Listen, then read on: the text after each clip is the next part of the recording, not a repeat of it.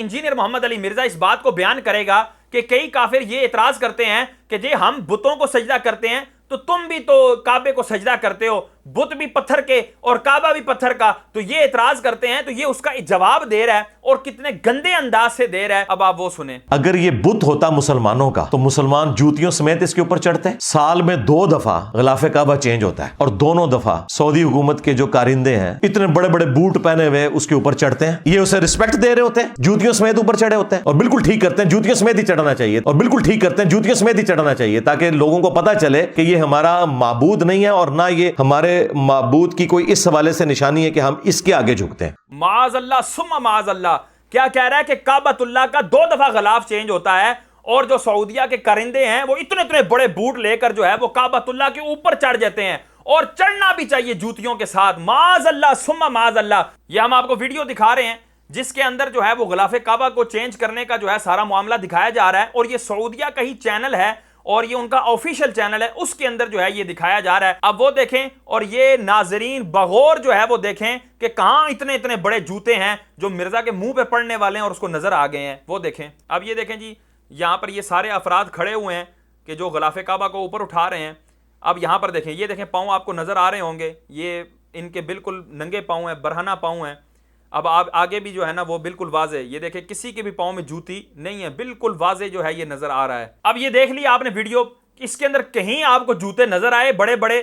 اگر آپ کو اپنے پاس وہ جو جہاں پر جوتے اتار کے آپ اس کی اکیڈمی میں آتے ہیں نا، وہ جوتے اٹھائیں اور اس کے منہ پہ ماریں کہ اوے بے وقوف انسان، تجھے کہاں سے وہ جوتے نظر آ گئے؟ پہلے تو بات ہے جن کا یہ حوالہ دے رہا ہے سعودیوں کا، ان کی اپنی حیثیت کیا ہے، لیکن اس کے باوجود بھی انہوں نے بھی اس کے منہ پر تماچا دے مارا، اور یہ ویڈیو اس کے منہ پر تماچا ہے کہ وہ بے ادب ہیں، لیکن انہوں نے کہا کہ مرزا تو ہمارا بھی باپ ہے، تو ہمارا بھی استاد ہے، لیکن ہم اتنے بے ادب نہیں ہیں۔ اور اب اگلا دیکھیں، یہاں سے ایک اصول مرزا کا سمجھ میں آ رہا ہے کہ جب اللہ کی وحدانیت بیان کرنی ہوگی اور یہ بیان کرنا ہوگا کہ یہ چیز اللہ کی شریک نہیں ہے، تو اس پر جوتیوں سمیت چڑھا جائے گا۔ اب اگر دھروو راٹھی یہ کہہ دے، کیونکہ وہ ہندو ہے اور ہندو یہ مانتے ہیں کہ جی ماں جو ہوتی ہے وہ بھگوان کا روپ ہوتی ہے، تو اب مرزا اس کا رد کرتے ہوئے کہے گا ہم تو ماں کے اوپر جوتیوں سمیت چڑھ جاتے ہیں، ہم ماں کے تو اس طرح جو ہے نا وہ معاملات کرتے ہیں، اگر یہ معبود ہوتا تو یہ والا معاملہ ہوتا۔ اور کس بونگے انداز سے تم توحید بیان کرتے ہو، یہ کون سا انداز ہے توحید کا؟ اور پھر کہتے ہیں یہ کون سا اللہ کی نشانی ہے؟ معاذ اللہ ثم معاذ اللہ۔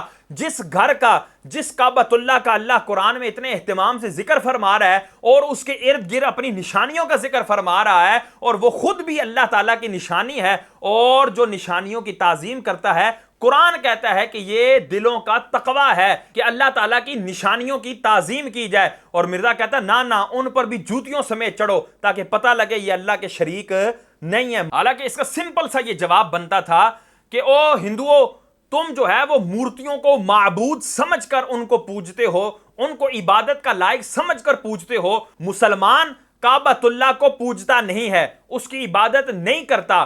کعبۃ اللہ تو اس کی ایک سمت ہے جس سمت میں ان کو منہ کر کے نماز پڑھنے کا حکم دیا ہے، اور اللہ تبارک و تعالیٰ نے حکم دیا ہے کہ اس قبلے کی طرف منہ کر کے نماز پڑھو، اور نماز میں سجدہ کس کو کرنا ہے؟ وہ اللہ کو کرنا ہے۔ جھکنا کس کے آگے ہے؟ وہ اللہ کے آگے۔ تو عبادت اللہ کی ہو رہی ہے، فقط سمت جو ہے اور ایک منہ کرنے کا جو ڈائریکشن ہے وہ اللہ نے بیان کی ہے۔ تو یہ اس کا سمپل سا جواب بنتا تھا، لیکن یہ بات اس سے نہیں ہو سکی، اور یہ معاذ اللہ بے ادبی پر اتر آیا۔ اب آگے دیکھیں کیا کہتا ہے۔ یار اگر رسول اللہ کی قبر مبارک کا یہ سٹیٹس ہے تو باقی تو دنیا کی ہر قبر شیعی کوئی نہیں۔ اب یہ دھروو راٹھی کو دعوت اصلاح دے رہا ہے اور اس کو یہ بتا رہا ہے کہ اوے ہمارے نبی کی قبر کا یہ سٹیٹس ہے۔ بندہ اس طرح کہتا ہے نا وہ تیرا یہ سٹیٹس ہے، باقی تو شیعی کوئی نہیں۔ معاذ اللہ، یہ کتنا غلیظ جملہ ہے۔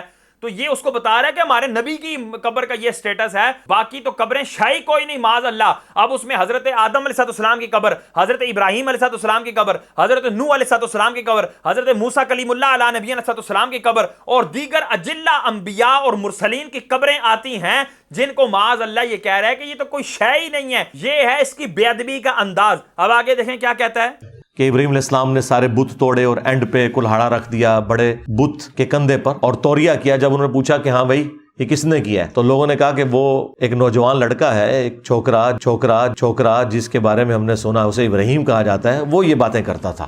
معاذ اللہ ثم معاذ اللہ۔